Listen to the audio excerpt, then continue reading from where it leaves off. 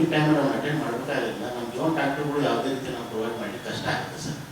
ಅದಕ್ಕೋಸ್ಕರ ಕೆಲಸ ಮಾಡ್ರಿ 2-3 ಡೇಸ್ ಅಂತ ಈಗ ಇದೇನು ಅನ್ಎಕ್ಸ್ಪೆಕ್ಟೆಡ್ ಆಗೈತಿ.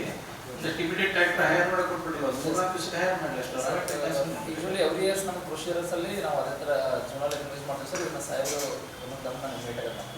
ಮಾಡಿ ಒಂದು ಮೋಸ್ಟ್ಲಿ ಡೇಂಜರ್ಸ್ ಏನಿದ್ದು ಸರ್, ಫಾರ್ ಎಕ್ಸಾಂಪಲ್ ಲೈನ್ ಮೇಲೆ ಇದ್ದದ್ದು, ಆಮೇಲೆ ಮನಿ ಮೇಲೆ ಬಿದ್ದದ್ದು ಎಲ್ಲ ಆಲ್ಮೋಸ್ಟ್ ಅಲ್ಲಿ ಇವತ್ತು ಕ್ಲಿಯರ್ ಆಗುತ್ತದೆ.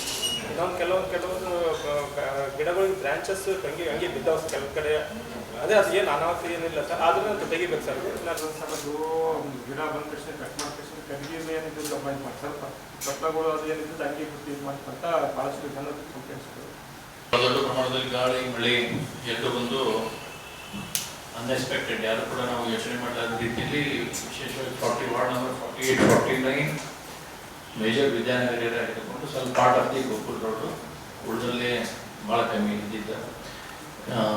ಅದ್ರಲ್ಲಿ ಅಂದಾಜು ಏನೇನಾಗೈತೆ ಅಂತೇಳಿ ಒಂದ್ಸಲ ನಿಮ್ದು ರಿಪೋರ್ಟಿಂಗ್ ಮಾಡಿದರೆ ಉಳಿದ ಚರ್ಚೆಗಳು ನಾವು